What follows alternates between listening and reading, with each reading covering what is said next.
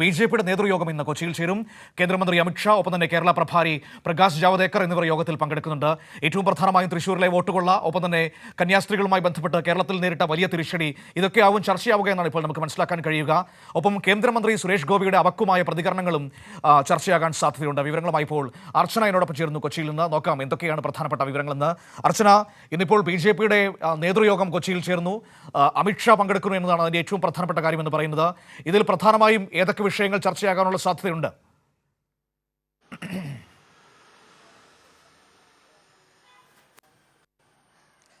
മനു, പ്രധാനമായും ബി.ജെ.പി വെട്ടിലാക്കുന്ന നിരവധി വിഷയങ്ങൾ നിലനിൽക്കുന്ന ഒരു സാഹചര്യത്തിൽ കൂടിയാണ് ബി.ജെ.പി നേതൃയോഗം ഇന്ന് കൊച്ചിയിൽ ചേർന്നത്.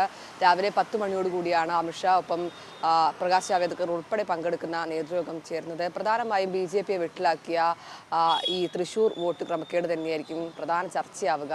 കാരണം ബി.ജെ.പി അത്രമാത്രം അത് വലിയ പ്രതിസന്ധിയിലാക്കിയിട്ടുണ്ട്. കാരണം തൃശ്ശൂരിൽ അത്രമാത്രം വോട്ട്, അതായത് ബി.ജെ.പിയുടെ സുരേഷ് ഗോപിയുടെ ഡ്രൈവർ അടക്കം ഇത്തരത്തിൽ 2 വോട്ട് ചെയ്തെന്നടക്കമുള്ള ഗുരുതരമായ ആരോപണങ്ങളടക്കം ഉയർന്ന സാഹചര്യം കൂടിയാണ്. അതുകൊണ്ട് തന്നെ അത്തരം കാര്യങ്ങൾ പ്രധാന വിഷയമാണ്. മാത്രമല്ല, ഇതിനെക്കുറിച്ച് യാതൊരു പ്രതികരണത്തിനും സുരേഷ് ഗോപി MP, കേന്ദ്രമന്ത്രി സഹമന്ത്രി കൂടിയായ സുരേഷ് ഗോപി പ്രതികരിച്ചിട്ടില്ല. മാത്രമല്ല, ബി.ജെ.പിയും അതിൽ കൃത്യമായ നിലപാട് എടുക്കുകയും ചെയ്തിട്ടില്ല. കേന്ദ്ര തെരഞ്ഞെടുപ്പ് കമ്മീഷനും അത്തരമൊരു നിലപാട് തന്നെയാണ് സ്വീകരിച്ചത്. അതുകൊണ്ട് തന്നെ ഇതെന്തായാലും ഇന്ന് ചർച്ചയാകുമെന്ന കാര്യത്തിൽ യാതൊരു സംശയവുമില്ല. മറ്റൊരു പ്രധാനപ്പെട്ട വിഷയം ഛത്തീസ്ഗഡ് തന്നെയാണ്. കാരണം കേരളത്തെ സംബന്ധിച്ച്, ബി.ജെ.പിയെ സംബന്ധിച്ച് ഛത്തീസ്ഗഡ് ബി.ജെ.പി വലിയ വെട്ടിലാക്കിയ വിഷയമാണ്. കാരണം ഇത്തരത്തിൽ കന്യാസ്ത്രീകളെ വേട്ടയാടുന്ന സംഘപരിവാർ അജണ്ട, അത് കേരളത്തെ സംബന്ധിച്ച് ഇത്തരത്തിൽ ക്രൈസ്തവ പുരോഹിതർ അടക്കം തങ്ങളുടെ നിലപാട് വ്യക്തമാക്കിയത്. അതായത് ബി.ജെ.പി ഇതിൽ യാതൊന്നും, അതായത് ബി.ജെ.പിയുടെ വേട്ടയാടൽ അടക്കമുള്ള കാര്യങ്ങളാണ് ക്രൈസ്തവ വിഭാഗം പറഞ്ഞത്. കാരണം അത്തരമൊരു പ്രതിസന്ധി ഈ ബി.ജെ.പിക്ക് ഇടയിലുണ്ട്. അതും എന്തായാലും ഇന്ന് ചർച്ചയാകും. കാരണം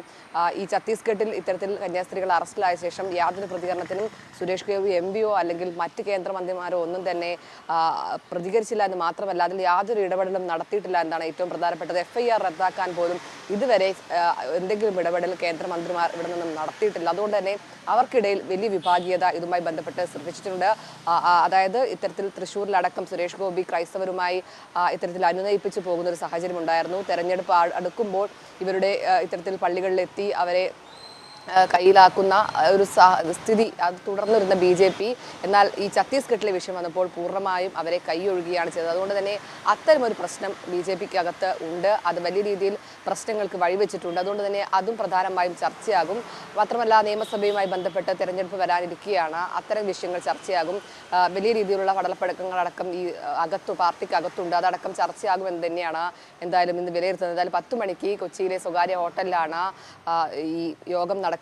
അമിത്ഷാ, ഒപ്പം കേരള പ്രഭാരി പ്രകാശ് ജാവദേക്കർ ഉൾപ്പെടെ ഈ യോഗത്തിൽ പങ്കെടുക്കുന്നുണ്ട്. അർച്ചന വിവരങ്ങൾ കൊച്ചിയിൽ നിന്ന് നൽകിയത്. വളരെ പ്രധാനപ്പെട്ട രാഷ്ട്രീയ വാർത്ത കൂടിയാണ് ഇപ്പോൾ നമ്മുടെ മുൻപിലേക്ക് എത്തിയത്.